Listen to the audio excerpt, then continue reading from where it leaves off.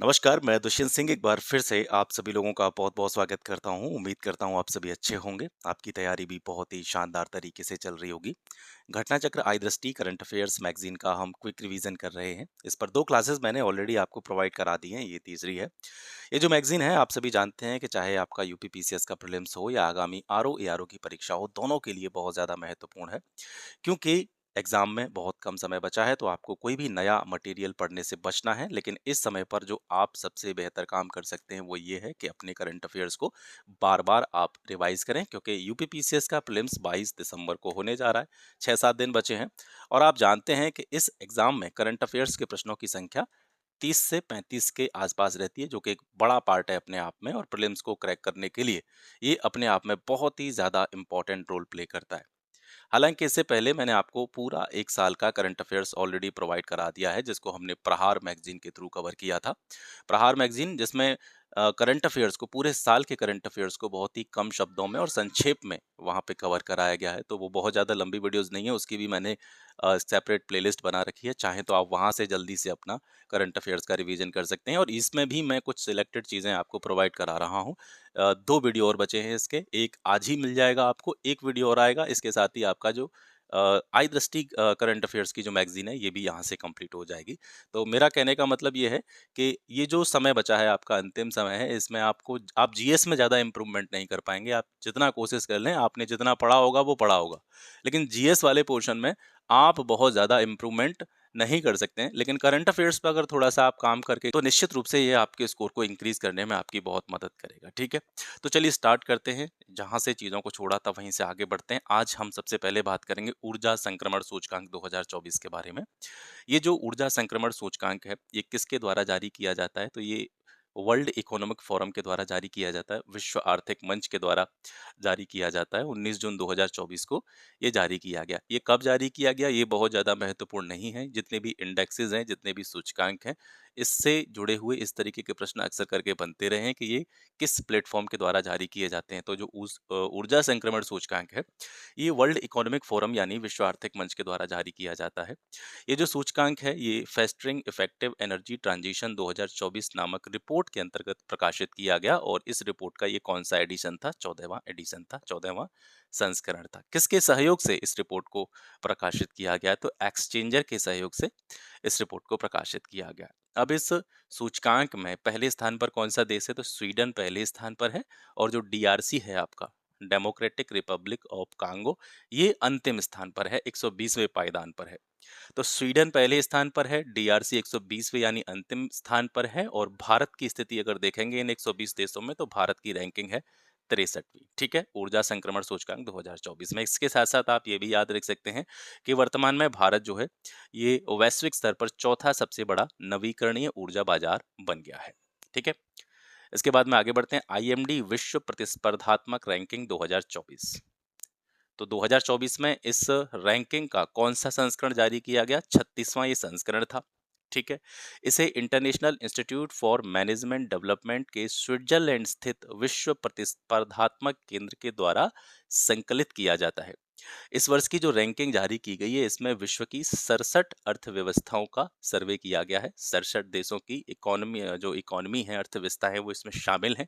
शीर्ष 3 देश कौन से रहे हैं आईएमडी विश्व प्रतिस्पर्धात्मक रैंकिंग 2024 में? तो पहले स्थान पर रहा है सिंगापुर, दूसरे स्थान पर रहा है आपका स्विट्जरलैंड, तीसरे स्थान पर रहा है डेनमार्क। ठीक है, भारत ने पिछले वर्ष की तुलना में थोड़ा सा सुधार किया है अपने परफॉर्मेंस में, और 39वां स्थान जो है 2024 की आईएमडी विश्व प्रतिस्पर्धात्मक रैंकिंग में इसने 39th रैंक जो है हासिल की है।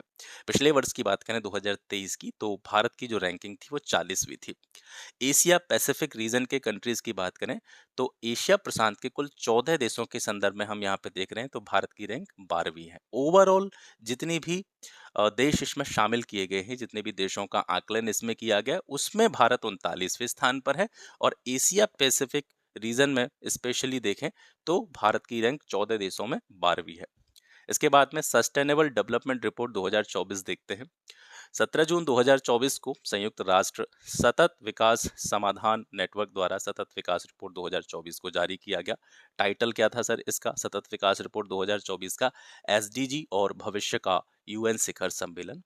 167 देशों को इसमें शामिल किया गया, जिसमें भारत की रैंक 109वीं रही है। सतत विकास रिपोर्ट में भारत की रैंकिंग 109वीं रही है। इंपॉर्टेंट है, याद रखेंगे। पहला स्थान किसने प्राप्त किया? फिनलैंड पहले स्थान पर रहा है सस्टेनेबल डेवलपमेंट रिपोर्ट में।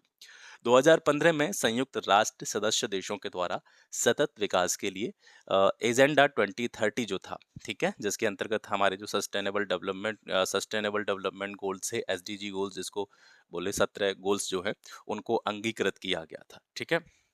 Cost of living city ranking 2024 की बात करते हैं। जून 2024 को अमेरिकी कंपनी मर्सर्स के द्वारा ये जो रैंकिंग है ये जारी की गई। इस रैंकिंग में न्यूयॉर्क शहर को आधार शहर यानी बेस सिटी के रूप में चिन्हित किया गया है। और अगर आपसे पूछा जाए कि cost of living city ranking 2024 के अनुसार और विश्व में रहने के लिए सबसे कॉस्टली जो सिटी है, सबसे महंगा शहर है, वो कौन सा है? तो हांगकांग है। और विश्व के सबसे सस्ते शहर किन्हें माना गया है? तो आहूजा और लागोस हैं। Cost of living city ranking 2024 में मुंबई को भारत का सबसे महंगा शहर घोषित किया गया। भारत के संदर्भ में बात करें कि सबसे महंगा शहर किसको बताया गया है, तो बॉम्बे है। Cost of living city ranking 2024 में भारतीय शहरों के कुछ रैंक दिए गए हैं, जैसे मुंबई 136वें रैंक पर है, न्यू दिल्ली 165वें रैंक पर है, चेन्नई का स्थान है 189वां, बेंगलुरु का 195वां। ये ओवरऑल जितने भी वैश्विक शहर इसमें शामिल किए गए, उन शहरों की रैंकिंग के हिसाब से भारतीय शहरों की रैंकिंग है। तो अगर भारत भारत के शहरों की बात करें तो मुंबई जो है सबसे महंगा शहर इसमें बताया गया है। और वैश्विक लैंगिक अंतराल report 2024 global gender gap report के बारे में बात करेंगे।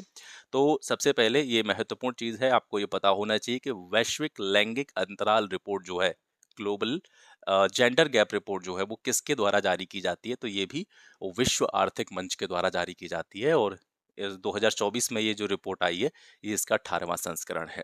ठीक है। इस रिपोर्ट में विश्व की 146 अर्थव्यवस्थाओं में लैंगिक समानता की दिशा में किस तरह की ग्रोथ हुई है, प्रगति हुई है, उसका मापन किया गया है। और देश के लैंगिक अंतरालों का जो एक कंपैरेटिव अध्ययन है, तुलनात्मक अध्ययन है, उसको यहाँ पे प्रेजेंट किया गया है। 2024 की इस रिपोर्ट में आइसलैंड को विश्व में सबसे ज्यादा जेंडर इक्वालिटी वाला देश घोषित किया गया है, जिसमें महिला पुरुष के बीच में जो जेंडर गैप है वो सबसे कम है। यानी सबसे ज्यादा जो लैंगिक समानता है, जेंडर इक्वालिटी है, वो किस देश में बताई गई है? तो आइसलैंड में बताई गई है। भारत की बात करें कि भारत कौन से स्थान पे रहा है 2024 में जेंडर गैप रिपोर्ट में, तो 129वें स्थान पे रहा है। शीर्ष 5 देश, ठीक है, सबसे अच्छा प्रदर्शन करने वाले, अच्छा परफॉर्मेंस करने वाले जो शीर्ष देश हैं, उसमें आइसलैंड, जैसा कि अभी हमने पढ़ा था, आइसलैंड पहले स्थान पर है। उसके बाद में फिनलैंड, उसके बाद में नॉर्वे, फिर चौथे स्थान पर न्यूजीलैंड है, 5वें स्थान पर स्वीडन है आपका। ठीक है। ग्लोबल पीस इंडेक्स की बात करते हैं। अ, जो पीस इंडेक्स है ये किसके द्वारा जारी किया जाता है? तो ये Institute for Economics and Peace, ठीक है, Institute for Economics and Peace के द्वारा वैश्विक शांति सूचकांक जारी किया जाता है, इसकी रैंकिंग जारी की जाती है। इसमें 163 देशों को शामिल किया गया है, उनको रैंक प्रदान की गई है।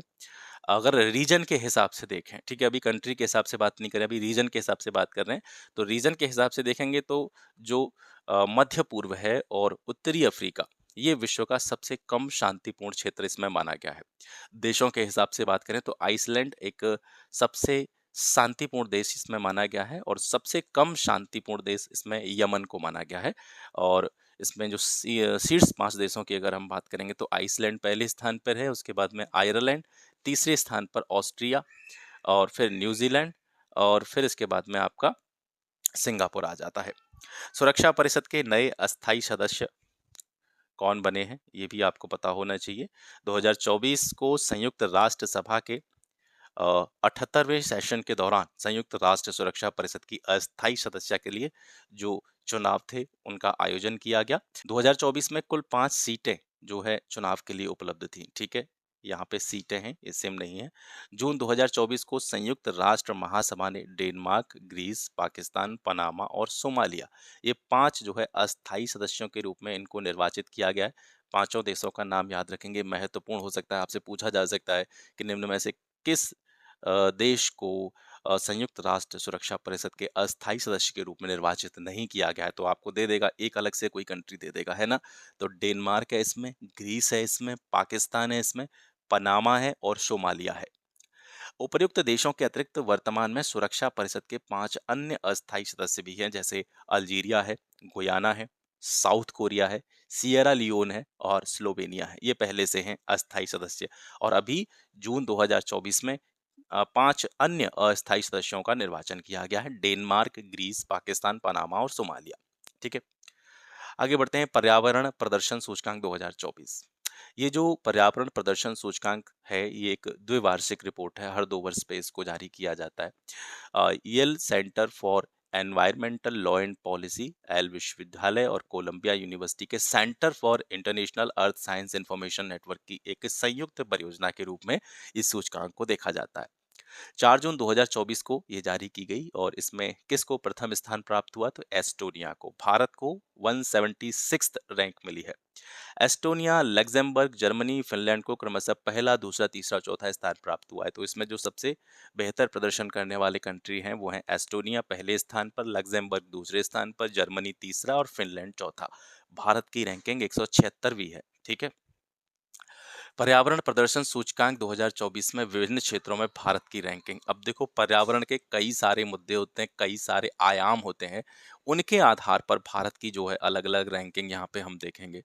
तो ये सारी चीज़ें जो हैं ये हमारी किससे जुड़ी हुई हैं, एनवायरनमेंट से जुड़ी हुई हैं। चाहे हम जैविक विविधता की बात करें, वनों की बात करें, मत्स्यन की बात करें, एयर पॉल्यूशन की बात करें, ठीक है, वाटर रिसोर्सेज की बात करें, या एयर क्वालिटी की बात करें, या स्वच्छता और पेयजल की बात करें, तो इसमें अलग अलग जो रैंकिंग है वो हम देखेंगे। तो जैसे भारत के संदर्भ में हम बात कर रहे हैं, जैविक विविधता और आवासों के संदर्भ में भारत की रैंकिंग रही है 170वीं। वनों के मामले में बहुत अच्छा प्रदर्शन किया है भारत ने, 15वें स्थान पे रहा है। मत्स्यन के मामले में 116वीं रैंक है। वायु प्रदूषण के मामले में 129, वाटर रिसोर्सेज के मामले में 104, एयर क्वालिटी की यहाँ पे खराब ही है तो 177वीं रैंक रही है। स्वच्छता और पेयजल के मामले में 143वीं रैंक रही है। तो अगर आपसे पूछा जाए यहाँ से कि जो भी पर्यावरण प्रदर्शन सूचकांक के जो अलग अलग क्या है आयाम हैं, कंपोनेंट्स हैं, उनके आधार पर सबसे बेटर परफॉर्मेंस इंडिया का किस फील्ड में रहा है, तो वनों के मामले में। ठीक है। इसके बाद में क्यूएस वर्ल्ड यूनिवर्सिटी रैंकिंग 2025, ये 4 जून 2024 को जारी की गई, 21वां इसका एडिशन था। इस बार इसमें कितनी संस्थाओं को शामिल किया गया है, तो 1503 संस्थान जो हैं इसमें शामिल किए गए हैं। अपनी निर्माण पद्धति में रोजगार, योग्यता और स्थिरता दोनों कारकों को शामिल करने वाली ये अपनी तरह की पहली रैंकिंग है। इस रैंकिंग में सबसे ज़्यादा संस्थान जो हैं वो किस देश के हैं, तो वो यूएसए के हैं, अमेरिका के हैं। 196 जो संस्थाएं हैं अमेरिका की वो इसमें शामिल की गई हैं। भारत के 46 संस्थान इसमें शामिल हैं। ठीक है। भारत के कितने संस्थान शामिल हैं, 46 संस्थान शामिल हैं। और आईआईटी बॉम्बे की अगर बात करें तो इस रैंकिंग में ओवरऑल आईआईटी बॉम्बे को 118वीं रैंक मिली है। आईआईटी बॉम्बे 118वीं रैंक। इसके अलावा जो भारतीय विज्ञान संस्थान है आईआईएससी बेंगलुरु, उसको 211वां स्थान, आईआईटी खड़गपुर को 222वां रैंकिंग और आईआईटी मद्रास को 227th रैंक। ठीक है। तो भारत के जो 46 संस्थान है, यहाँ से इस तरीके से चीज़ों को याद रखा जा सकता है कि भारत के जो 46 संस्थान इस में शामिल किए गए हैं, उसमें सबसे बेहतर रैंक जो है वो किस संस्थान की है, तो आईआईटी बॉम्बे की है, 118वीं। आगे बढ़ते हैं, यात्रा और पर्यटन विकास सूचकांक 2024, 21 मई 2024 को जारी किया गया, किसके द्वारा, वर्ल्ड इकोनॉमिक फोरम के द्वारा। ठीक है। दूसरा संस्करण है इस सूचकांक का। और इसमें कितने देशों को शामिल किया गया, 119 कंट्रीज इसमें शामिल हैं। रैंकिंग की बात करें तो USA, Spain, Japan, France, Australia क्रमशः पहले, दूसरे, तीसरे, चौथे और 5वें स्थान पर हैं। ठीक है। तो ये सभी आपको याद नहीं कर रहे हैं। यहाँ पर हम बात कर रहे हैं किस इंडेक्स की, यात्रा एवं पर्यटन विकास सूचकांक की। तो इसमें सबसे बेटर रैंक जो है वो यूएसए की है, दूसरे स्थान पर स्पेन, तीसरे स्थान पर जापान है। भारत की बात करें 39th रैंक है। ठीक है। यात्रा और पर्यटन विकास सूचकांक 2024 में भारत की रैंक कितनी है, 39th है। और दक्षिण एशिया की बात करें, ठीक है, दक्षिण एशिया इसमें बताया गया है कि जो साउथ एशिया है हमारा, वो यात्रा एवं पर्यटन की दृष्टि से भारत का सबसे दक्षिण सॉरी मैं थोड़ा सा गलत बोल गया, साउथ एशिया में बात करें, साउथ एशियन जो कंट्रीज हैं, दक्षिण एशियाई जो देश हैं, उसमें भारत जो है पर्यटन की दृष्टि से सबसे बड़ा क्षेत्र माना गया है। ठीक है। निम्न मध्यम आय वाली अर्थव्यवस्थाओं में भी भारत शीर्ष पर है। और यूरोप जो है वो सबसे अच्छा प्रदर्शन करने वाला क्षेत्र इसमें माना गया है। इसके बाद में बात करेंगे वर्ल्ड प्रेस फ्रीडम इंडेक्स 2024 के बारे में। 22वां एडिशन था 2024 में विश्व प्रेस स्वतंत्रता सूचकांक का। और 3 मई 2024 को विश्व प्रेस स्वतंत्रता दिवस भी मनाया गया। ठीक है, ये इंपॉर्टेंट हो सकता है। 3 मई 2024 को, यानी 2024 में 3 मई को क्या मनाया गया? विश्व प्रेस स्वतंत्रता दिवस मनाया गया। प्रेस की स्वतंत्रता के संदर्भ में सबसे खराब स्थिति अगर किसी रीजन की है तो वो है मध्य पूर्व, और जो नॉर्थ अफ्रीकन रीजन है उसकी स्थिति सबसे खराब है। रैंकिंग में बात करेंगे देशों के मामले में तो शीर्ष स्थान पर नॉर्वे है, दूसरे स्थान पर डेनमार्क है, तीसरे स्थान पर आपका स्वीडन है। ठीक है, प्रेस स्वतंत्रता सूचकांक की बात करें, नॉर्वे का स्थान पहला है प्रेस फ्रीडम में, डेनमार्क सेकंड रैंक पे है, थर्ड रैंक है स्वीडन की। भारत की जो रैंकिंग है वो हमेशा खराब ही रहती है प्रेस फ्रीडम इंडेक्स में, तो वो 159वें स्थान पर है। स्कोर कितना रहा है भारत का? 31.28। विश्व प्रसन्नता रिपोर्ट 2024, 143 देश इसमें शामिल किए गए हैं। ठीक है, फिनलैंड जो है वो लगातार 7वें साल विश्व का सबसे प्रसन्न देश घोषित किया गया। फिनलैंड 7 साल से वो विश्व का सबसे प्रसन्न देश घोषित किया गया है। अफगानिस्तान जो है अंतिम स्थान पर, यह सबसे कम प्रसन्न देश है, या इस तरीके से कह सकते हैं विश्व का सबसे दुखी देश है। ठीक है, भारत की रैंकिंग इस हैप्पीनेस इंडेक्स में कि कौन सी है, 126वें स्थान पे रहा है। और विश्व प्रसन्नता शिखर सम्मेलन 2024 का जो आयोजन हुआ वो कहाँ पे हुआ? तो ये लंदन हुआ, यूके में। ठीक है, विश्व का 8वां अजूबा अंकोर वाट, इसके बारे में बात करेंगे। हाल ही में कंबोडिया में जो अंकोर वाट है उसको विश्व के 8वें अजूबे के अनाधिकारिक शीर्षक से नवाजा गया है, अनऑफिशियल है अभी ये। ठीक है, इसकी आधिकारिक पुष्टि कंबोडिया के प्रधानमंत्री हुन मानेट और लंदन स्थित रॉयल एम्बेसी ऑफ कंबोडिया के द्वारा किया गया। अंकोर वाट दक्षिण पूर्व एशिया के सबसे महत्वपूर्ण पुरातात्विक स्थलों में से एक माना जाता है, और इसके नाम विश्व की सबसे बड़ी धार्मिक संरचना होने का गिनीज वर्ल्ड रिकॉर्ड भी है। ठीक है, ये जो है विश्व की सबसे बड़ी धार्मिक संरचना है अंकोर वाट का मंदिर। अंकोर वाट मंदिर का निर्माण ये कब हुआ था? ये 12th सेंचुरी में हुआ था। 12th सेंचुरी की जो शुरुआत थी उसमें राजा सूर्यवर्मन द्वितीय के द्वारा इसका निर्माण किया गया था। यह मंदिर भगवान विष्णु को समर्पित था, और 12वीं सदी के अंत तक यह किसमें चेंज कर दिया गया? बौद्ध मंदिर के रूप में इसका जो है परिवर्तन हो गया। ये इंपॉर्टेंट है, अभी बीपीएससी में भी पूछा गया। स्वीडन जो है नाटो का 32वां देश बना है। ठीक है, 7 मार्च 2024 को स्वीडन नाटो का 32वां सदस्य बन गया है। अप्रैल 1949 में अमेरिका, कनाडा और 10 पश्चिमी यूरोपीय देशों ने वॉशिंगटन ट्रीटी जो थी उस पर हस्ताक्षर किए, जिसके फलस्वरूप नाटो जो है अस्तित्व में आया था 1949 में। नाटो का फुल फॉर्म क्या है? नॉर्थ अटलांटिक ट्रीटी ऑर्गेनाइजेशन इसका पूर्ण रूप है। उद्देश्य है इसका एक संगठित सुरक्षा प्रणाली के सृजन के लिए नॉर्थ अमेरिका और यूरोप के स्वतंत्र और स्वायत्त देशों को एक ही छत्र के नीचे लेकर के आना। नाटो यूरोप और नॉर्थ अमेरिका के देशों का एक गठबंधन है, जिसका जो हेड ऑफिस है, मुख्यालय, वो ब्रुसेल्स में है, बेल्जियम में। ठीक है, स्वीडन और नाटो के मध्य संबंध कब स्थापित हुए थे? तो 1994 में। वैश्विक आतंकवाद सूचकांक 2024 के बारे में बात करेंगे। 4 मार्च 2024 को Institute for Economics and Peace के द्वारा 11वां एडिशन आतंकवाद सूचकांक का जारी किया गया। यह सूचकांक 163 देशों को अपने अंदर समाहित करता है 2024 के अंतर्गत, और इन 163 देशों में टेररिज्म का क्या इम्पैक्ट है उसका रिसर्च करता है और उसको एनालाइज करता है।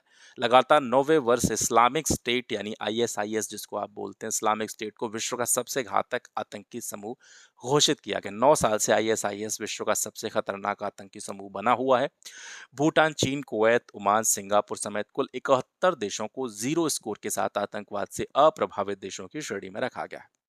आपसे पूछा जाए कि इसमें जो 163 देश शामिल हैं, इसमें से कितने देशों को आतंकवाद से प्रभावित, बिल्कुल मतलब जो आतंकवाद से बिल्कुल भी प्रभावित नहीं है, 0 स्कोर जिनको दिया, ऐसे कंट्रीज की संख्या कितनी है? तो 71 है। भारत ने इस आतंकवाद वाले सूचकांक में 14वां स्थान हासिल किया है। सबसे ज़्यादा प्रभावित जो देश हैं आतंकवाद से, उसमें अगर हम बात करेंगे तो सबसे खराब स्थिति बुर्किना फासो की है, इसके बाद में इज़राइल दूसरे स्थान पर, और तीसरे स्थान पर माली। पोखरा नेपाल की पर्यटन राजधानी घोषित की गई है 2024 में। ठीक है, यह घोषणा फेवा झील के तट पर, कहाँ पे? फेवा झील के तट पर बरही घाट पर आयोजित एक विशेष समारोह के दौरान की गई थी। पोखरा को विभिन्न झीलों का घर भी कहा जाता है।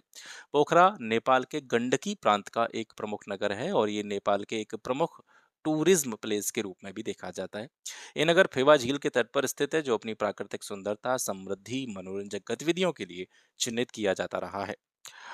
आर्थिक स्वतंत्रता सूचकांक 2024 को देखते हैं। 26 फरवरी 2024 को ये जारी किया गया। 30वां इसका संस्करण था।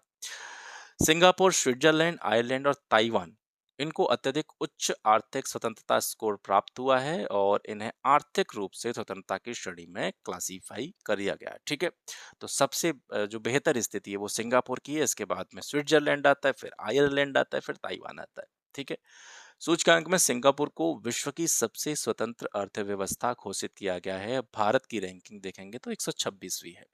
सबसे पहले 1995 में आर्थिक स्वतंत्रता सूचकांक एक वार्षिक रिपोर्ट प्रकाशित की गई थी इस नाम से, जिसका प्रकाशन वॉशिंगटन डीसी स्थित विचार मंच द हेरिटेज फाउंडेशन के द्वारा किया जाता है। अंतर्राष्ट्रीय बौद्धिक संपदा सूचकांक 2024, ये महत्वपूर्ण है, इसको जरूर याद करके जाइएगा, ये काफी बार यहाँ से प्रश्न पूछा गया है। 22 फरवरी 2024 को यूएस चैम्बर ऑफ कॉमर्स के वैश्विक नवाचार नीति केंद्र द्वारा ये सूचकांक जारी किया गया। हर साल जारी किया जाता है। 12वां संस्करण है इसका 2024 में। 55 अर्थव्यवस्थाएं इसमें शामिल हैं 2024 की बात करें तो, और 55 देशों की सूची में भारत की जो रैंकिंग है वो 42वीं है। ठीक है, बौद्धिक संपदा सूचकांक में पहले स्थान पर यूएसए, दूसरे स्थान पर यूके यूनाइटेड किंगडम, और तीसरे स्थान पर आपका फ्रांस है। यूएसए, यूके और फ्रांस पहले, दूसरे, तीसरे स्थान पर है। 55 देश शामिल हैं। भारत की रैंकिंग 55 में से 42 है। गरबा जो है इसको मानवता की एक अमूर्त सांस्कृतिक विरासत के रूप में जो है वो शामिल किया गया है। अमूर्त सांस्कृतिक विरासत के संरक्षण के लिए यूनेस्को की अंतर सरकारी समिति ने गरबा, ठीक है, गुजरात का जो एक लोक नृत्य है, गरबा को भारत की 15वीं अमूर्त सांस्कृतिक विरासत की सूची में शामिल किया गया है। तो ये कौन सी अमूर्त सांस्कृतिक विरासत है? तो ये 15वीं है। ठीक है, गरबा शब्द की उत्पत्ति संस्कृत शब्द गर्भदीप से हुई है। यह माँ दुर्गा को प्रसन्न करने के लिए चारों तरफ घूम घूम कर नृत्य किया जाता है। यह हिंदू त्योहार नवरात्रि के अवसर पर किया जाता है। गरबा एक अनुष्ठानिक और भक्तिपूर्ण नृत्य के अंतर्गत देखा जाता है। अमूर्त विरासत के अंतर्गत ऐसी परंपराएं सम्मिलित होती हैं जिन्हें देखा नहीं जा सकता है, जिन्हें हम अपने पूर्वजों से प्राप्त करते हैं। भारत की अमूर्त सांस्कृतिक विरासतें, यहाँ पे कुछ अमूर्त सांस्कृतिक विरासतों के नाम दे रखे हैं जिन्हें कब कब यूनेस्को ने जो है अमूर्त सांस्कृतिक विरासत के अंतर्गत कंसीडर किया। रामलीला को 2008 में, वैदिक मंत्रोच्चार की जो परंपरा है उसको 2008 में, इसके अलावा 2008 में ही कुट्टियतम और संस्कृत नाट्य कला जो है इसको भी अमूर्त सांस्कृतिक विरासत में सम्मिलित किया गया। 2009 में रम्मन, जो कि गढ़वाल हिमालय का एक धार्मिक उत्सव है, इसको शामिल किया गया। मूडिएट, जो कि केरल का एक अनुष्ठानिक रंगमंच और नृत्य नाटक है, 2010 में इसको शामिल किया गया। राजस्थान का लोकगीत कालबेलिया 2010। झाऊ नृत्य, जो कि कहाँ का है? झाऊ नृत्य ये पूर्वी भारत का परंपरागत नृत्य है जो विशेष रूप से झारखंड हो गया, उड़ीसा, पश्चिम बंगाल में प्रचलित है। 2010 में इसको अमूर्त सांस्कृतिक विरासत में शामिल किया गया। मणिपुर का अनुष्ठानिक गायन संकीर्तन 2013 में शामिल किया गया। योग को 2016 में, नौरोज पारसी त्योहार 2016 में, कुंभ मेले को 2017 में स्वीकृति मिली, और कोलकाता की जो दुर्गा पूजा है 2021 में इसको अमूर्त सांस्कृतिक विरासत में अंतर्गत जो है सम्मिलित किया गया। जलवायु परिवर्तन प्रदर्शन सूचकांक 2024, 8 दिसंबर 2023 को कॉप 28 के दौरान German watch climate action network international तथा न्यू क्लाइमेट इंस्टीट्यूट के द्वारा संयुक्त रूप से जलवायु परिवर्तन प्रदर्शन सूचकांक जारी किया गया। 19वां इसका एडिशन है, और इस सूचकांक में शीर्ष 3 स्थानों पर किसी भी देश को नहीं रखा गया है। ठीक है, क्योंकि जो मापदंड थे पर्यावरण प्रदर्शन के, उसमें कोई भी देश जो है वो फिट नहीं बैठ पाया। पेरिस समझौते के लागू होने के बाद भी किसी देश द्वारा जलवायु परिवर्तन के जो खतरनाक प्रभाव है उनकी रोकथाम के लिए कोई भी ठोस कदम नहीं उठाए गए। इस वजह से पहला, दूसरा, तीसरा स्थान पर किसी भी देश को नहीं रखा गया। यानी जो उसकी एक तरह से डिमांड थी या उसकी जो भी क्राइटेरिया था उसको कोई भी देश फुलफिल नहीं कर पाया। तो चौथा स्थान जो प्राप्त हुआ है वो डेनमार्क को प्राप्त हुआ है। ये सर्वोच्च रैंक है इसकी। पहले दूसरे स्थान पर कोई भी कंट्री नहीं है, चौथे स्थान पर डेनमार्क है। तो इस तरीके से कह सकते हैं कि सभी देशों में डेनमार्क जो है सबसे अच्छा प्रदर्शन करने वाला कंट्री रहा है। विश्व का सबसे बड़ा CO2 उत्सर्जक देश 51 स्थान पर है। दूसरा CO2 उत्सर्जक देश अमेरिका 57वें स्थान पर है। भारत को 7वां जो है स्थान जो है यहाँ पे प्राप्त हुआ है। ग्वालियर एवं कोझिकोड ये यूसीसीएन में शामिल कर लिए गए हैं। 30 अक्टूबर 2023 को विश्व शहर दिवस मनाया जाता है, 30 अक्टूबर को, और इसी दिवस के अवसर पर 55 देशों को यूनेस्को के रचनात्मक शहरों के नेटवर्क में शामिल किया गया। 55 शहरों में भारतीय जो भारतीय अगर शहरों की बात करें तो 2 शहर जो है भारत के शामिल किए गए इन 55 शहरों में, कोझीकोड और ग्वालियर। कोझीकोड और ग्वालियर बीपीएससी में पूछा गया है ये क्वेश्चन, ठीक है? ग्वालियर को संगीत के क्षेत्र में और कोझीकोड को साहित्य के क्षेत्र में शामिल किया गया। अभी जो कल परसों पेपर हुआ है अ, बीपीएससी का, उसमें कोझीकोड से रिलेटेड क्वेश्चन पूछा गया है। ग्वालियर शहर को यूनेस्को ने संगीत के शहर के रूप में मान्यता दी है और ग्वालियर की ख्याति संगीत सम्राट तानसेन और बैजू बावरा के कारण स्थापित है। और अगर लिटरेचर के क्षेत्र में देखें, साहित्य के क्षेत्र में देखें, यूनेस्को ने रचनात्मक शहरों के नेटवर्क में जो है कोझीकोड को शामिल किया है। ये पहला भारतीय शहर है, ठीक है? गुजरात के धोर्डो गांव को सर्वश्रेष्ठ पर्यटन गांव का दर्जा प्रदान किया गया है। किसके द्वारा प्रदान किया गया है? तो ये है United Nations World Tourism Organization के द्वारा, ठीक है? United Nations World Tourism Organization की महासभा का 25वां सेशन था। ये कहाँ पे आयोजित किया गया? ये समरकंद, उज्बेकिस्तान में आयोजित किया गया।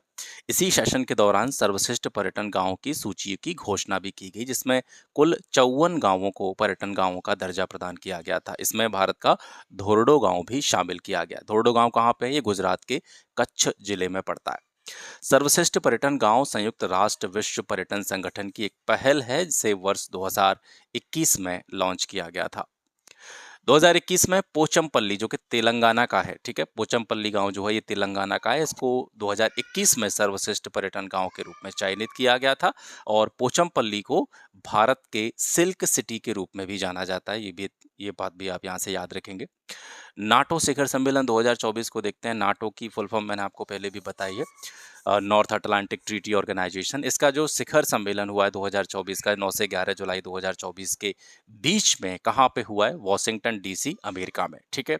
इस शिखर सम्मेलन के समापन पर वॉशिंगटन शिखर सम्मेलन घोषणा पत्र भी जारी किया गया और अगला जो नाटो शिखर सम्मेलन होगा ये आपके लिए महत्वपूर्ण है, ठीक है? अगला जो नाटो शिखर सम्मेलन होगा ये द हेग में आयोजित किया जाएगा, नेदरलैंड में, ठीक है? 50वां G7 शिखर सम्मेलन 2024 13 से 15 जून 2024 के बीच में इटली की अध्यक्षता में, किसकी अध्यक्षता में? G7 शिखर सम्मेलन की बात हो रही है। किसकी अध्यक्षता में? इटली की अध्यक्षता में 2024 में इसका आयोजन किया गया। 1 जनवरी 2024 को इटली ने जापान से जो है G7 की अध्यक्षता ग्रहण करी थी। इससे पहले जापान G7 का अध्यक्ष था और 2024 में इटली जो है इसका अध्यक्ष बना है। वर्ष 2025 में कनाडा के द्वारा G7 की अध्यक्षता ग्रहण की जाएगी। ये इंपॉर्टेंट है, ठीक है? 2023 में जापान, फिर 24 में आपका इटली आ गया, 25 में आपका कनाडा हो जाएगा।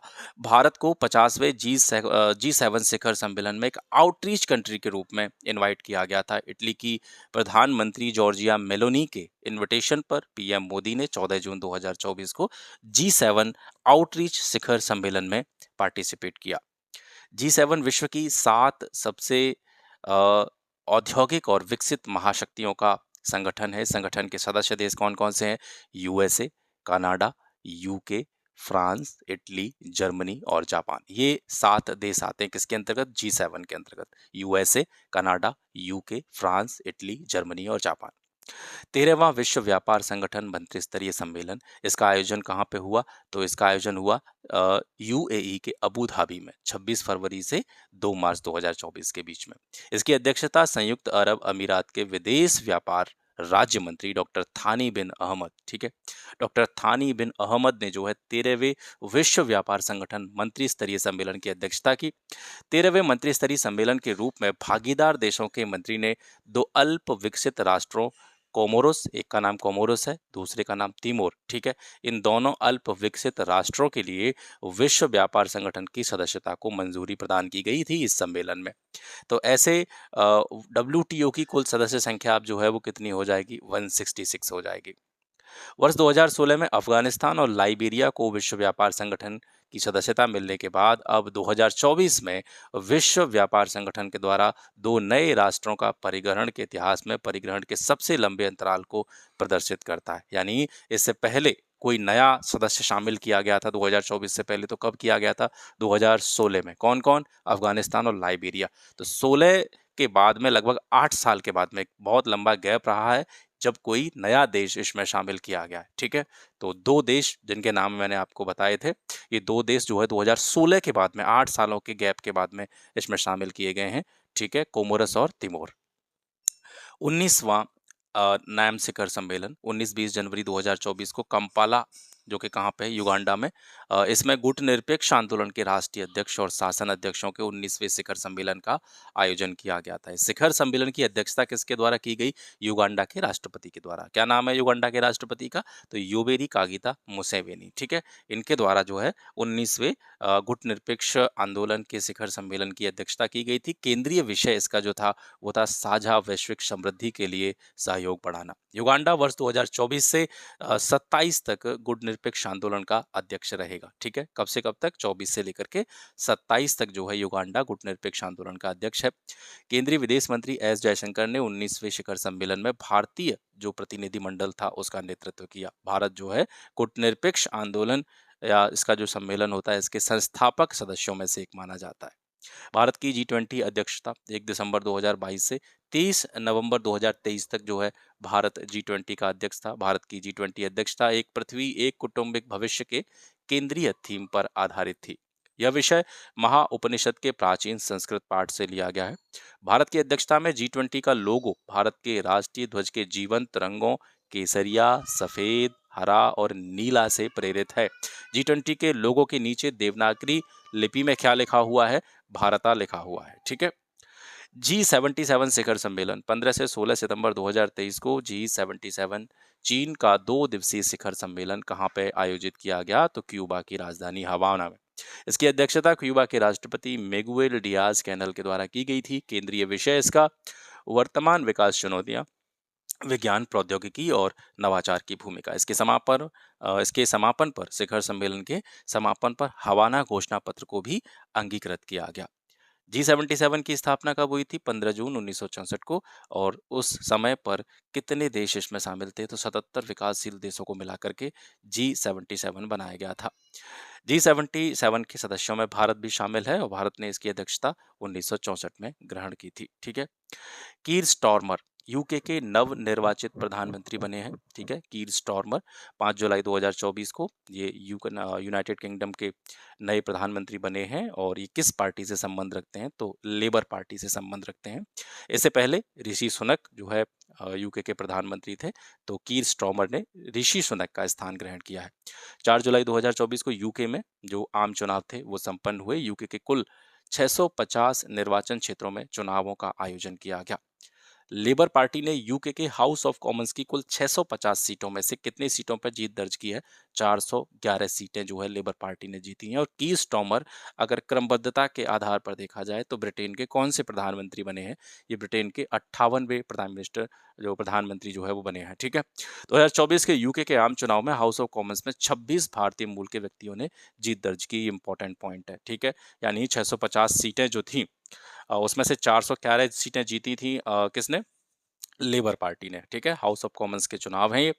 तो इसमें से जैसे हमारे यहाँ पर लोकसभा का चुनाव होता है वैसे ही वहाँ पे हाउस ऑफ कॉमन्स का चुनाव होता है, ठीक है। तो इन 411 सीटें जो कि लेबर पार्टी ने जीती, इसमें से भारतीय मूल के व्यक्ति कितने थे? तो 26 भारतीय मूल के व्यक्ति थे जिन्होंने जीत दर्ज करी है। मसूद पेजेस्कियन ये ईरान के नए राष्ट्रपति बने हैं। मसूद पेजेस्कियन 5 जुलाई 2024 को ईरान के राष्ट्रपति पद के लिए द्वितीय चरण के चुनाव में सुधारवादी और उदारवादी नेता मसूद पेजेस्कियान नए राष्ट्रपति के रूप में निर्वाचित किए गए हैं। ईरान के 9वें राष्ट्रपति ये बने हैं। इससे पहले 19 मई 2024 को एक हेलीकॉप्टर दुर्घटना में ईरान के राष्ट्रपति इब्राहिम रईसी और उनके जो फॉरेन मिनिस्टर थे हुसैन अमीर, इनकी दुखद मृत्यु हुई थी और इसके बाद में ईरान में राष्ट्रपति चुनाव जो है वो ज़रूरी हो गया था। तो इस वजह से जो नए राष्ट्रपति बने हैं मसूद पेजेस्कियन बने हैं। ईरान में राष्ट्रपति का कार्यकाल कितने वर्ष का होता है? 4 साल का होता है और इसको पुनर्निर्वाचित भी किया जा सकता है। जूडिथ सुमिनवा तुलुका ये डीआरसी यानी कांगो लोकतांत्रिक गणराज्य की पहली महिला प्रधानमंत्री बनी है। इंपॉर्टेंट है जूडिथ सुमिनवा तुलुका, ठीक है, क्योंकि ये डीआरसी की पहली फीमेल प्राइम मिनिस्टर हैं, तो ये अपने आप में एक इम्पॉर्टेंट फैक्ट हो जाता है। 12 जून 2024 को जूडिथ सुमिनवा तुलुका ने डेमोक्रेटिक रिपब्लिकन ऑफ कांगो की प्रधानमंत्री के रूप में पदभार ग्रहण किया। ये डीआरसी की पहली महिला प्रधानमंत्री हैं और इससे पहले प्रधानमंत्री के पद पे कौन था? जीन मिशेल सामालुकोन, इनका स्थान उन्होंने ग्रहण किया है। इससे पहले ये इस देश में किस पद पर कार्यरत थी? तो ये योजना मंत्री के रूप में कार्यरत थी। इंडोनेशिया के नव निर्वाचित राष्ट्रपति, ठीक है, तो कौन बने हैं इंडोनेशिया के नए राष्ट्रपति? तो प्रबोवो सुबियांतो। प्रबोवो सुबियांतो जो है इंडोनेशिया के नए राष्ट्रपति बने हैं। 14 फरवरी 2024 को इंडोनेशिया में आम चुनाव जो है संपन्न हुए और इन प्रबोवो सुबियांतो को जो है राष्ट्रपति के रूप में निर्वाचित किया गया। फिनलैंड में राष्ट्रपति चुनाव हुए हैं। अलेक्जेंडर स्टब जो है फिनलैंड के नए राष्ट्रपति बने हैं। ठीक है। इसके अलावा ये 2014-15 के दौरान फिनलैंड के प्रधानमंत्री पद पर भी कार्य कर चुके हैं। सुपर टाइफून यागी की बात करते हैं। सुपर टाइफून यागी 2024 में पश्चिम उत्तर प्रशांत क्षेत्र में आया। किस तरह का चक्रवात था? ये उष्णकटिबंधीय चक्रवात था। ये इसको कैटेगरी जो चक्रवातों की कैटेगरी होती है तो इसको 4th कैटेगरी में रखा गया। श्रेणी 4 का तूफान था जिसमें अनुमानित अधिकतम वायु की गति 240 किलोमीटर प्रति घंटा दर्ज की गई थी। कौन-कौन इससे प्रभावित हुआ? तो प्रभावित होने वाले प्रमुख देशों में चीन है, फिलीपींस है, लाओस, थाईलैंड और म्यांमार। ये ऐसे देश थे जो सुपर टाइफून यागी से प्रभावित हुए थे। यह वियतनाम में आया अब तक का सबसे शक्तिशाली टाइफून था। जापानी भाषा में यागी का अर्थ क्या होता है? बकरी या मकर राशि। 15 सितंबर 2024 को भारत ने इससे प्रभावित देशों को मानवीय सहायता प्रदान करने के उद्देश्य से एक ऑपरेशन चलाया। ऑपरेशन सद्भाव मोस्ट इम्पॉर्टेंट है। इसको लॉन्च किया जिसके तहत भारत ने $1 मिलियन मूल्य की मानवीय सहायता जो है वियतनाम को प्रदान की। आगे बढ़ते हैं। गंभीर चक्रवात तूफान रेमल इसकी बात करते हैं। ये 22 मई 2024 को बंगाल की खाड़ी के एक निम्न दाब के क्षेत्र के रूप में उत्पन्न हुआ था और 26-27 मई 2024 की मिडनाइट में इसने वेस्ट बंगाल और बांग्लादेश का जो तट है वहां पर जो है लैंडफॉल किया। ठीक है। लैंडफॉल के बाद में चक्रवात के प्रभाव का आकलन करने के लिए भारतीय तट रक्षक पोत वरद को, ठीक है, ये पोत का नाम है, भारतीय तट रक्षक पोत का नाम है वरद। वरद को पारादीप से रवाना किया गया था कि इसका क्या इम्पैक्ट पड़ा है इसका आकलन करने के लिए। ठीक है। रेमल का अरबी भाषा में अर्थ होता है बालू और ये जो नाम इसको दिया गया तूफान को रेमल नाम दिया गया, ये ओमान के द्वारा दिया गया। सुभद्रा योजना इंपॉर्टेंट है। 17 सितंबर 2024 को पीएम नरेंद्र मोदी के द्वारा उड़ीसा सरकार की प्रमुख योजना सुभद्रा का शुभारंभ किया गया। कहां से? उड़ीसा की राजधानी भुवनेश्वर से। यह योजना महिला केंद्रित सबसे बड़ी योजना है जिसके अंतर्गत 1 करोड़ से ज्यादा महिलाओं को इसमें शामिल किया गया है। इस योजना के तहत ऐसी महिलाएं जिनकी आयु 21 से 60 वर्ष के मध्य है और उनको 5 वर्षों की अवधि में 50,000 रुपए जो है प्रदान किए जाएंगे। धनराशि का स्थानांतरण हर वर्ष जो राखी पूर्णिमा होती है यानी रक्षाबंधन जब मनाया जाता है और जो अंतर्राष्ट्रीय महिला दिवस होता है तो ये 2 दिन जो है निश्चित इसमें किए गए। दोनों दिनों को जो है 5,000 की 2 किस्तों में जो है इसमें प्रदान किया जाएगा। लाभार्थियों को सुभद्रा डेबिट कार्ड भी जारी किया जाएगा। इस योजना का नाम देवी सुभद्रा के नाम पे रखा गया है और जिन्हें दक्षिण भारत में पूजा जाता है। भगवान जगन्नाथ की छोटी बहन इनको माना जाता है। केंद्रीकृत पेंशन भुगतान प्रणाली 4 सितंबर 2024 को केंद्रीय श्रम एवं रोजगार मंत्री मनसुख मांडविया के द्वारा कर्मचारी पेंशन योजना के लिए केंद्रीय पेंशन भुगतान प्रणाली के प्रस्ताव को मंजूरी प्रदान की गई। इस प्रणाली के तहत 1 जनवरी 2025 से पूरे भारत में कहीं भी किसी भी बैंक की किसी भी ब्रांच के जरिए पेंशन जो है वो दी जा सकेगी। यह प्रणाली पेंशन भुगतान आदेश को एक कार्यालय से दूसरे कार्यालय में स्थानांतरित करने की आवश्यकता के बिना पूरे भारत में पेंशन का वितरण सुनिश्चित करेगी। इससे पहले थोड़ी सी समस्या पेंशन भोगियों को उठानी पड़ती थी। उनको एक अपना जो भी जो पेंशन का सिस्टम होता था, जैसे वो कहीं पे जॉब कर रहे हैं और कहीं पर जैसे रिटायरमेंट के बाद में उनका निवास कहीं दूसरे स्थान पे है तो फिर उन्होंने पूरा का पूरा जो मैटर था वो ट्रांसफ़र करवाना पड़ता था। तो अब ऐसा सिस्टम नहीं है। कहीं पे भी किसी भी देश में मतलब देश में किसी भी बैंक में किसी भी ब्रांच में पेंशन जो है वो अपनी प्राप्त कर सकेंगे। ये पेंशन उन पेंशन भोगियों के लिए बड़ी राहत होगी जो सेवानिवृत्ति के बाद में अपने गृह नगर चले जाते हैं। केंद्रीकृत पेंशन भुगतान प्रणाली की सुविधा 1 जनवरी 2025 से ईपीएफओ के वर्तमान में संचालित आईटी आधुनिकीकरण project centralise IT inbuilt system 2.01 के हिस्से के रूप में लॉन्च की जाएगी। केंद्रीय बजट 2024-25 इसको थोड़ा सा देखते हैं। यहाँ पे मैंने पूरा डिटेल में इसको रखा है और यहाँ से प्रश्न आपका बनना ही बनना है, तो इसको थोड़ा सा ठीक तरीके से देखिएगा। 2024-25 का बजट हम देख रहे हैं। बजट का सबसे पहले देखेंगे साइज, आकार जो है बजट का जो साइज है, आकार है, ये अनुमानित व्यय भी इसको आप कह सकते हैं। तो ये कितना है आपका 48 लाख कितना, एक सेकंड थोड़ा सा कंफ्यूज हो जाऊंगा, 48,20,512 करोड़ रुपए। ठीक है, 48,20,512 करोड़ रुपए जो है इस बजट का साइज है। ये अनुमानित व्यय भी है। 2024-25 के लिए कुल प्राप्तियां 48,20,512 करोड़ रुपए अनुमानित की गई हैं। ठीक है, यदि कुल प्राप्तियों में से कर्ज को निकाल दिया जाए तो कुल प्राप्तियां 32,07,200 करोड़ रुपए अनुमानित है। 2024-25 के लिए केंद्र सरकार की कर प्राप्तियाँ 25,83,499 करोड़ रुपए अनुमानित हैं। यहाँ पर आपको ये सारी चीज़ें याद नहीं रखनी है, ध्यान दीजिएगा, थोड़ा-सा कन्फ्यूजन हो सकता है आपको। मैं बता दूँगा आपको, क्योंकि बजट थोड़ा-सा कॉम्प्लिकेटेड होता है, इसमें बहुत सारे फैक्ट होते हैं, बहुत सारा डेटा होता है, तो सारी चीज़ें, क्योंकि हम मनुष्य ही हैं, कोई मशीन नहीं है, तो इतनी सारी चीज़ों को, इतने सारे डेटा को एक साथ कंज़्यूम हम नहीं कर सकते हैं। तो सबसे पहली वाली लाइन है, जो बजट का साइज़ है हमारा, वो आपको याद रखना है। इसके बाद में मैं आपको बता दूँगा कौन-सी चीज़ें आपको याद रखनी है, ठीक है? तो ये आपका ब्याज भुगतान हो गया 11,62,940 करोड़ रुपए, और राजस्व प्राप्तियाँ जो हैं, तो इसका जो डेटा है ये याद मत रखिए, यानी इसका जो अमाउंट है वो याद मत रखिए, लेकिन राजस्व प्राप्तियाँ जो ब्याज भुगतान जो है हमारा, सॉरी, ब्याज भुगतान जो है, राजस्व की जितनी भी प्राप्ति हुई है गवर्नमेंट को, उसका कितने प्रतिशत है, तो ये 37.16% है। ब्याज भुगतान राजस्व प्राप्तियों का 37.16% है, याद रखेंगे। इसके अलावा 4 मुख्य समूहों पर इस बजट में ध्यान दिया गया है। वो 4 मुख्य समूह कौन-कौन से हैं? किसान हैं, गरीब हैं, युवा हैं और महिलाएँ हैं।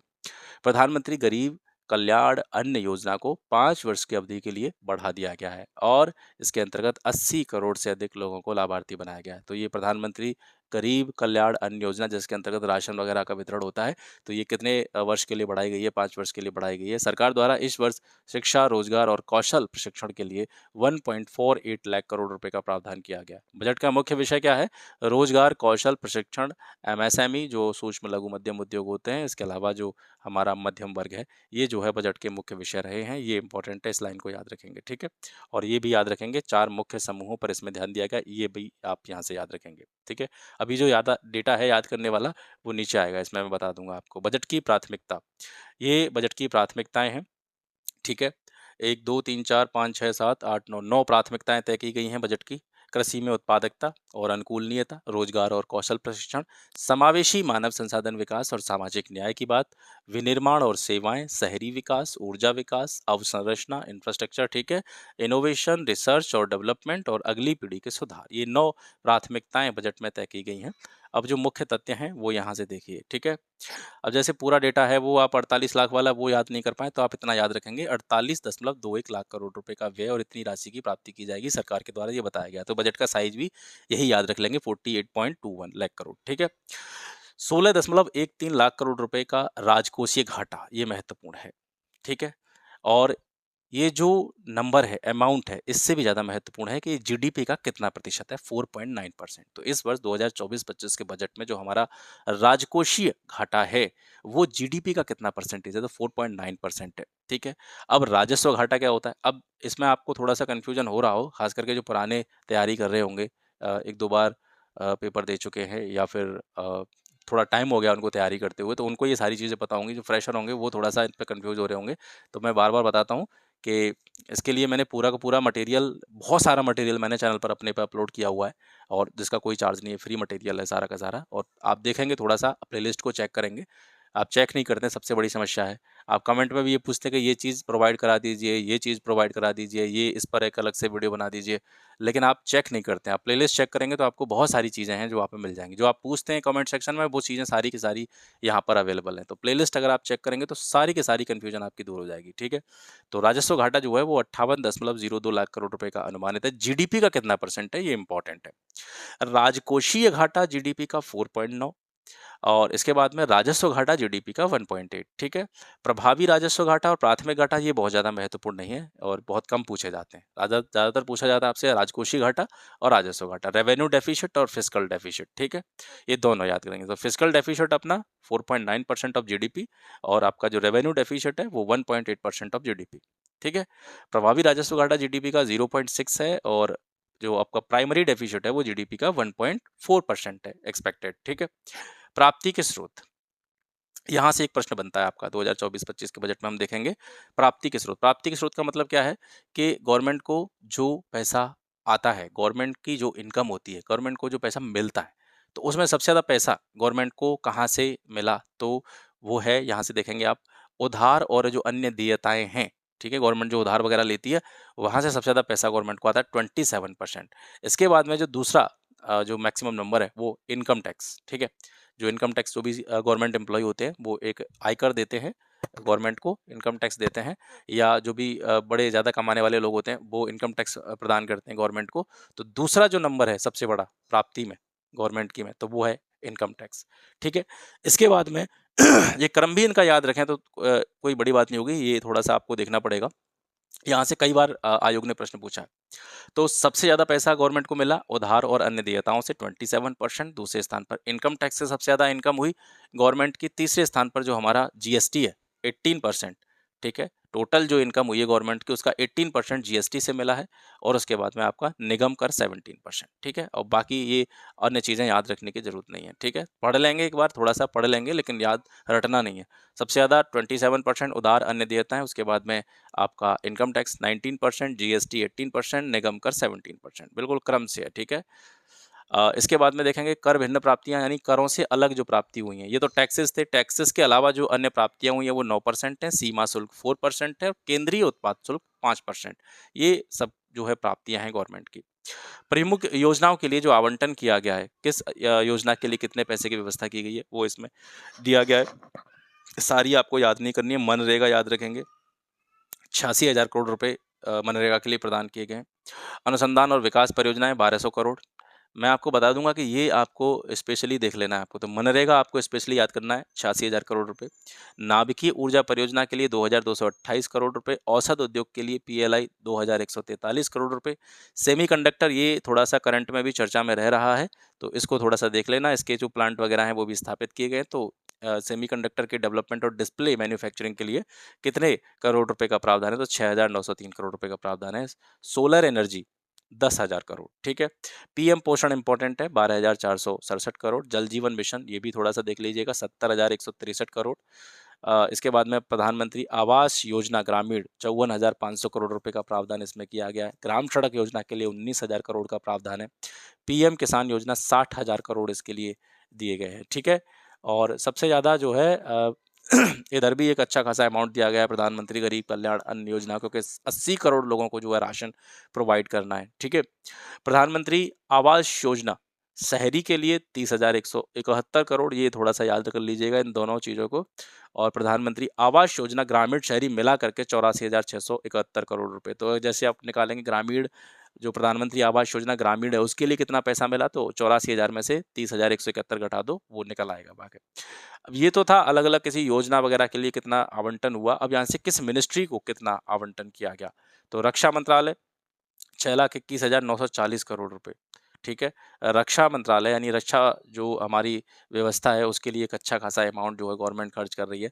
सड़क परिवहन और राजमार्ग मंत्रालय 2,78,000 करोड़ रुपए। रेल मिनिस्ट्री के लिए 2,55,393 करोड़ रुपए का प्रावधान किया गया है। उपभोक्ता मामलों के लिए 2,23,323 करोड़ रुपए, और होम मिनिस्ट्री के लिए 2,19,643। तो इसमें सब याद नहीं करने हैं, आपको इनको याद करने की जरूरत नहीं है। रक्षा मंत्रालय थोड़ा सा देख लीजिएगा, और सड़क परिवहन और राजमार्ग मंत्रालय को कितना आवंटन किया गया ये थोड़ा सा देख लीजिएगा, ठीक है। इसके बाद में देखते हैं सॉरी, सकल कर राजस्व कितना रहा है, तो 38.40 लाख करोड़ रुपए, ठीक है। और इसके साथ साथ ये भी याद रखना है कि सकल कर राजस्व जो है ये जीडीपी का कितना परसेंट है, तो 11.8% है। प्रत्यक्ष कर जीडीपी का 6.8% है। अप्रत्यक्ष कर जीडीपी का 5% है। ये थोड़ा सा देख लीजिएगा। प्रत्यक्ष कर डायरेक्ट टैक्सेस जो होते हैं वो जीडीपी के, यानी डायरेक्ट टैक्सेस से गवर्नमेंट को जो इनकम हुई है तो वो जीडीपी के कितने हैं, तो 6.8% है।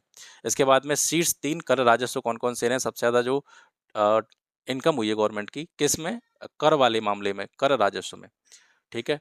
टैक्स रेवेन्यू में सबसे ज्यादा इनकम टैक्स आया, लगभग 11.87 लाख करोड़ रुपए इनकम टैक्स आया। इसके बाद में जीएसटी आया 10.62 लाख करोड़ रुपए, और फिर निगम कर आया 10.20 लाख करोड़ रुपए।